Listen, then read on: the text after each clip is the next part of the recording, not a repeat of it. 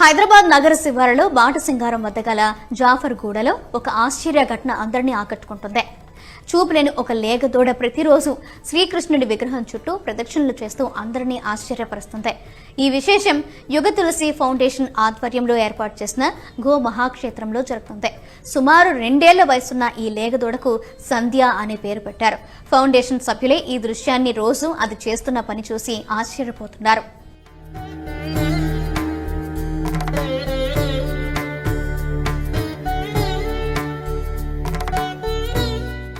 రెండేళ్ల క్రితం కబేలాకు తరలిస్తున్న ఓ గోమాతను తాము రక్షించామని ఫౌండేషన్ చైర్మన్ టీటీడీ మాజీ పాలక మండలి సభ్యుడు కోలిశెట్టి శివకుమార్ తెలిపారు.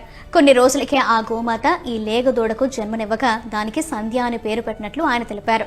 చూపులేని ఈ లేగదూడ గో మహాక్షేత్రంలో శ్రీకృష్ణుని విగ్రహం చుట్టూ ప్రతి ఉదయం సాయంత్రం సమయాల్లో దాదాపు 15 నిమిషాల పాటు ప్రదక్షిణలు చేస్తుంది. దానికి అలా చేయడాన్ని ఎవరూ శిక్షణ ఇవ్వలేదని ఆయన వివరించారు. ఈ దృశ్యాన్ని శివకుమార్ స్వయంగా వీడియోగా చిత్రీకరించి సామాజిక మాధ్యమాల్లో షేర్ చేయగా అది క్షణాల్లో వైరల్ అయింది.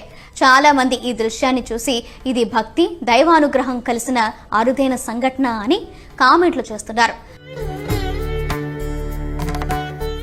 నంద గోకులం పేరుతో గో మహాక్షేత్రంలో ఏర్పాటు చేసిన ప్రత్యేక కుటీరంలో ఈ లేగదూడ సంధ్యను సంరక్షిస్తున్నారు. ప్రతిరోజు భక్తిభావంతో శ్రీకృష్ణుడి విగ్రహం చుట్టూ తిరుగుతున్న ఈ దూడను చూసి ఆ ప్రదేశానికి వచ్చే ప్రతి ఒక్కరూ మంత్రముగ్ధులవుతున్నారు.